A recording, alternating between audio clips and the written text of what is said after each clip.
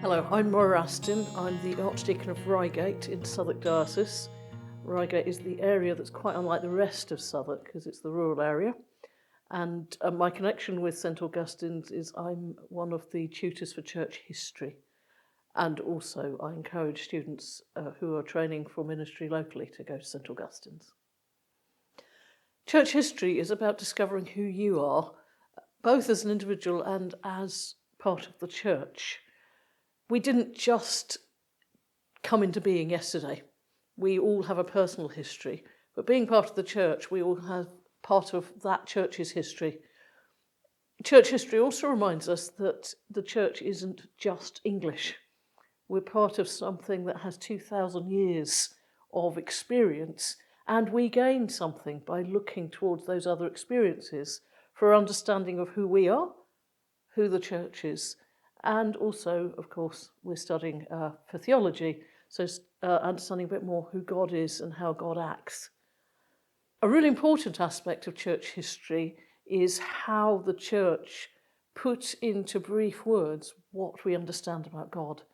And so church history, certainly in the first year, helps us see where things like the creeds came from, what was the background context of them, but also how they got made so pithy. And in a sense, how you can then expand that and reinterpret that for today. It's so much easier knowing where they came from.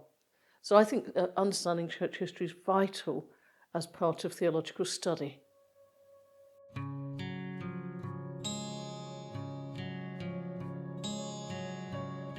Although in the end they're both about how the Holy Spirit gives us truth, in one tradition, what's happened is you have the Bible as an important part of tradition, but faith and our understanding of it can develop from it.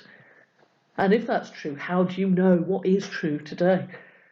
And the answer the Roman Catholic Church has come to is, well, it's what the Pope says ex cathedra. This takes the ideas of John 15 very seriously, that the Holy Spirit would reveal more to the Church. The Literal Inerrancy Brigade views the events of the early Church as unique. All development since then is corruption. They're warned by Revelation 22 from adding to the words of the book, so they don't.